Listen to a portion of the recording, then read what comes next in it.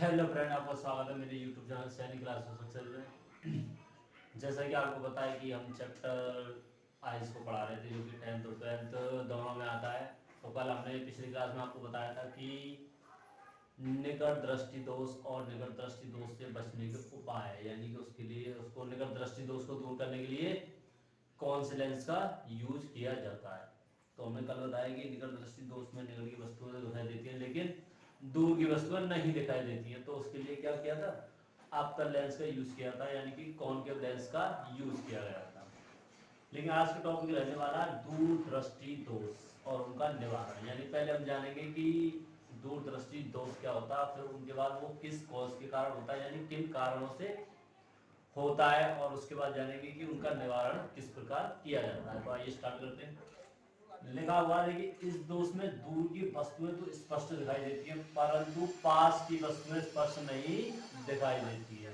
यानी कि दूर दृष्टि दोष वो होता है जिसमें दूर दृष्टि यानी दूर की दृष्टि तो सामान्य रहती है, दूर का तो देख लेता बंदा, लेकिन पास की वस्तुएं नहीं देख पाता है। तो उसी दोष को क्या कहते हैं, दूर दृष्टि दोष कहते हैं। अब ये किस कारणों से होता है, उसके कारण दो होते हैं। देखिए, नेत्र लेंसों के पृष्ठों की वक्र त्रिज्या कम हो जाना, जिससे उसकी फोकस दूरी बढ़ जाना। यानी नेत्र लेंसों की इसकी क्या वक्र त्रिज्या कम हो जाती है, रेडियस ऑफ कर्वेचर डिक्रीज हो जाती है। उसके कारण क्या होता है, the diameter of sphere of eye lens is decrease. यानी क्या होता है, उसका स्फीयर जो होता है, स्फीयर का डायमीटर यानी व्यास जो होता है, यानी कि इसकी जो चौड़ाई है वो कम हो जाती है, जिसके कारण क्या होता है, फोकस दूरी क्या होती है उसकी कम हो जाती है। दूसरा वो फोकस दूरी बढ़ जाती है, यानी फोकस दूरी बढ़ गई तो उसको क्या होगा, दूर की वस्तुएं तो दिखाई देंगी, फोकस दूरी बढ़ गई। पास वाली फोकस दूरी थी वो कम हो जाती है, जबकि दूर वाली बढ़ जाती है। तो दूर की वस्तुएं दिखाई देती है लेकिन पास वाली वस्तु नहीं दिखाई देती है। दूसरा कारण क्या होता है, दूसरा कारण होता है नेत्र लेंस तथा रेटिना। यानी नेत्र लेंस और रेटिना के बीच की दूरी कम हो जाए, यानी कि ये सिकुड़ जाए इस तरह से, अर्थात नेत्र गोले का व्यास कम हो जाए।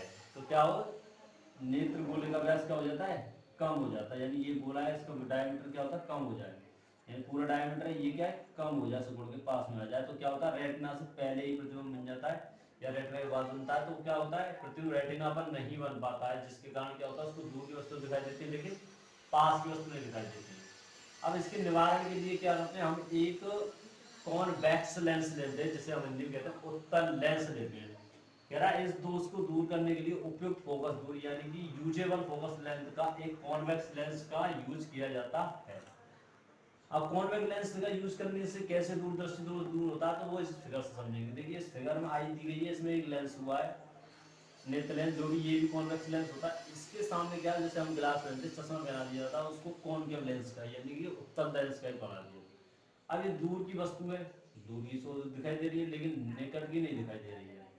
तो क्या करता है, ये लेंस उसको दूर के बिंदु को क्या करता है, निकट में ले जाता है, यानी निकट वाली वस्तुओं को दिखाने में सक्षम बनाता है, जिससे रेज आती है सीधा लेंस से पड़ती है, प्रतिबिंब जो है इमेज जो रेटिना पर क्रिएट हो जाता है। और जो कि ये 25 सेंटीमीटर की दूरी पर, यानी इसको कहा जाता है 25 सेंटीमीटर, यानी पास की वस्तु जो है 25 सेंटीमीटर के बाद की थोड़े पास की हमें दिखाई नहीं देती है। दूर दृष्टि में उसमें ज्यादा दूर की दिखाई दे जाती है, लेकिन पास की, जैसे किताब पढ़ना हम नहीं पढ़ पाते दूर दृष्टि दोष में, तो उसके लिए क्या किया जाता है, कॉनकेव लेंस का यूज किया जाता है, जिससे प्रतिबिंब क्या रेटिना को प्राप्त हो जाता है और व्यक्ति को स्पष्ट रूप से दिखाई देने लग जाता है। तो हमने आज जाना दूरदृष्टि दोष और उसके कारण और उसका निवारण, यानी कि दूरदृष्टि दोष के लिए उत्तल लेंस और निकट दृष्टि दोष के लिए अवतल लेंस का प्रयोग किया जाता है।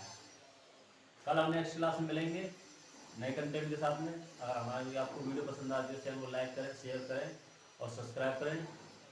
मिलते हैं नेक्स्ट वीडियो में, तब तक के लिए जय हिंद, जय भारत।